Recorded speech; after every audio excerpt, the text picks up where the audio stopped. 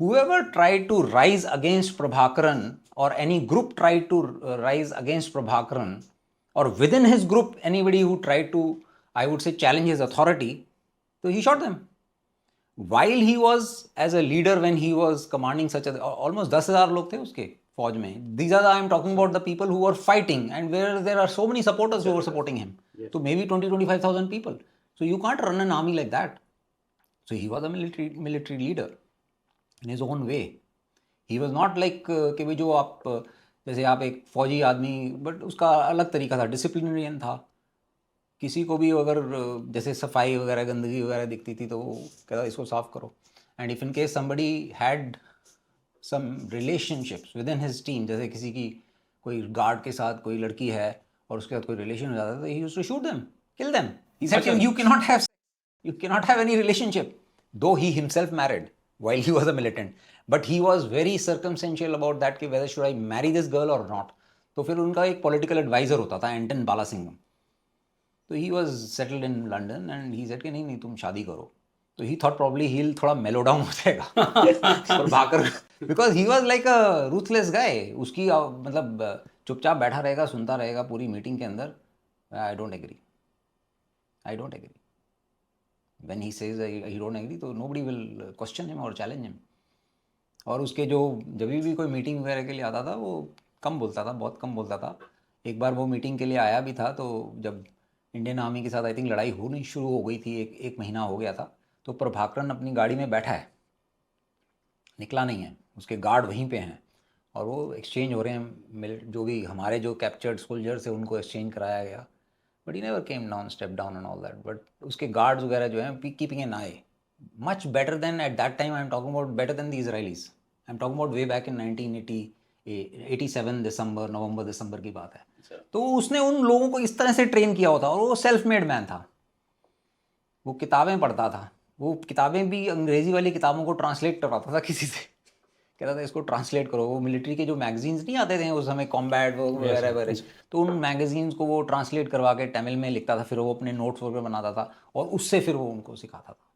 तो मतलब I am trying to tell you that एक मिलिट्री मैन को अगर आप ऐसे अकॉर्ड साइन करवाओगे तो it is very difficult to change him. And firstly you need to understand his psyche and also to whether he will be amenable to that, because उसका तो control खत्म हो जाएगा ना अगर वो साइन करोगे accord, because that is not his strength. And that is what was happening. So वो बीच बीच में कभी किसी से बात करता था, कहता हाँ मैं आई एग्री ये हम करेंगे, लेकिन जब उसको लगता था कि ये तो मेरा कंट्रोल ख़त्म हो जाएगा, तो then he used to change his colours. तो ये एक बार नहीं हुआ, 2-3 बार हुआ. एक बार तो जैसे इंडिया के साथ उसने साइन करने के लिए बोला, नाटक किया जब दिल्ली में आया कि मैं साइन करूँगा, हाँ जी हम we will disarm our LTT, I will go back and disarm. But he in his own mind and he told his military friends within the Indian army कि you think I am a fool कि I will give away all my weapons. ये खुद बोलता है. वो अपने Maratha light infantry की units वगैरह थी और उनके साथ लोगों की इंटरेक्शन होती थी before the actual hostility started. He said I am a fool, will I ever, मतलब he used to leave it as a question, do you think I should be returning the weapon, do you think I should be और I would be. वो ऐसे छोड़ देता था हवा में. तो हम सोचते थे कि वो कर देगा, लेकिन उसने नहीं किया. यहाँ तक कि जब एलटीटी और इंडियन आर्मी की इतनी फियर्स बैटल हो रही है, और उसका जो arch enemy in Sri Lanka was that time mister Premadasa, because Premadasa came to power after Jayawardene, and Premadasa wanted Indian army to go out of Sri Lanka.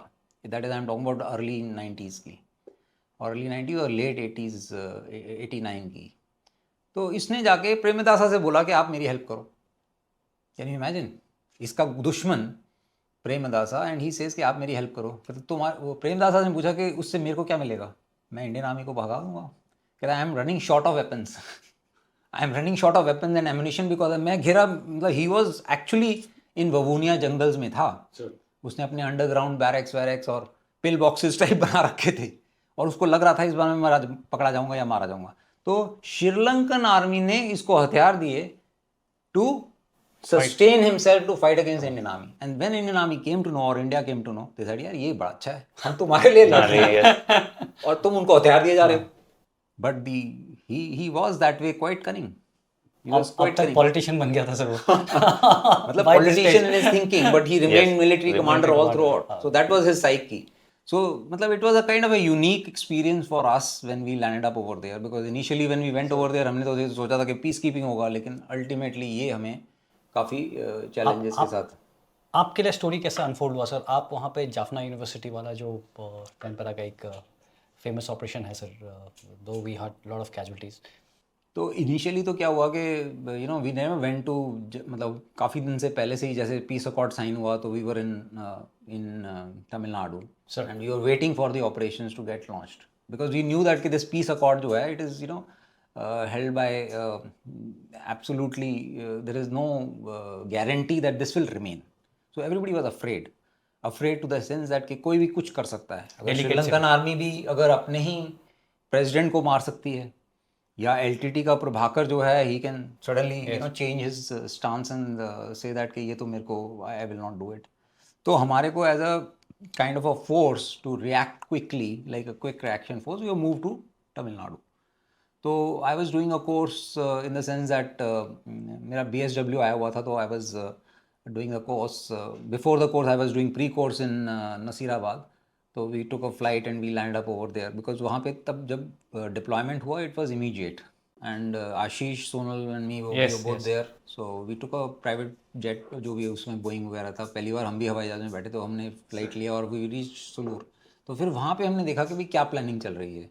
तो कई प्लानिंग तो ऐसी चल रही थी कि भाई हमारे को मिस्टर जयवर्धने को इवैक्यूएट करना है, क्योंकि he is the first guy who probably may get hit by the Sri Lankan army और there other right wing extremist groups who who are not in agreement to this particular accord.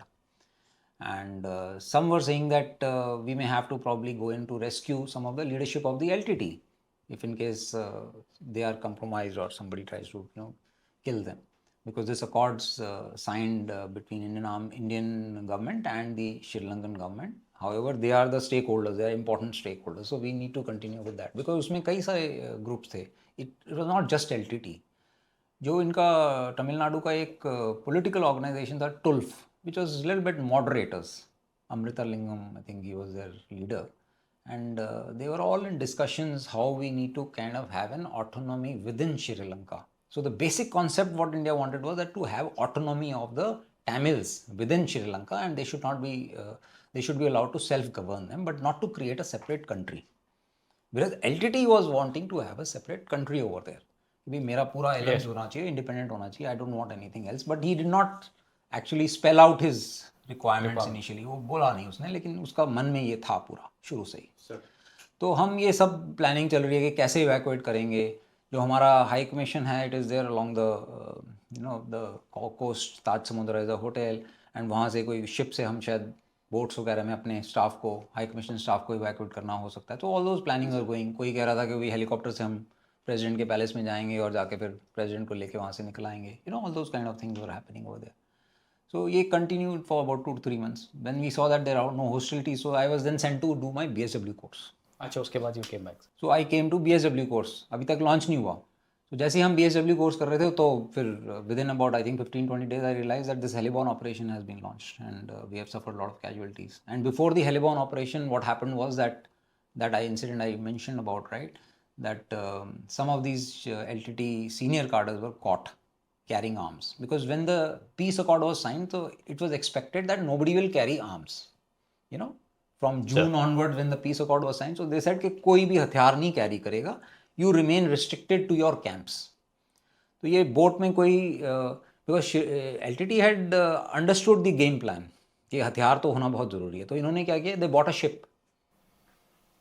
ship and उसके अंदर वो क्या करते थे, cargo के अंदर उस शिप के they used to bring the weapons. मतलब जैसे अगर राइस आ रहा है सर, या कोई भी नॉर्मल राशन वगैरह आ रहे हैं, तो उसके अंदर वो हथियार छुपा के लेके आते थे, and they used to bring it closer to the coast, क्योंकि यहाँ पे तो वो है नहीं कि भाई ship can come closer to the actual part of Jaffna में जहाँ पे इनका स्ट्रॉन्ग होल्ड था। तो ये छोटी बोट में उनको ट्रांसफ़र करके फिर लेके आते थे। तो ये इनका चल रहा था गेम काफ़ी देर से। They had contacts and relations with people abroad, and some of the people had well established network with these Palestinian Liberation Army and many other groups जो ये सब काम करते थे। तो उनको पता था कि भाई कैसे ये गन्स वगैरह और वेपन्स वगैरह स्मगल वगैरह करना है और कहाँ से मिल सकता है अच्छी क्वालिटी का, and they had that kind of I would say network they had established over there.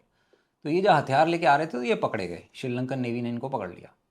तो जब श्रीलंकन नेवी ने पकड़ लिया तो इनको ये जाफना लेके आए, जाफना में जहाँ पे हम थे। तो हम भी वहाँ पे थे, मतलब we were also in the perimeter of that area where they were kept for some time, and then they were suppose to have been taken to Colombo next day morning. तो इनको बोला कि भाई फ्लाइट आएगी और इनको लेके कोलंबो में जाना है, वहाँ पे इनको दे विल बी ट्राइड।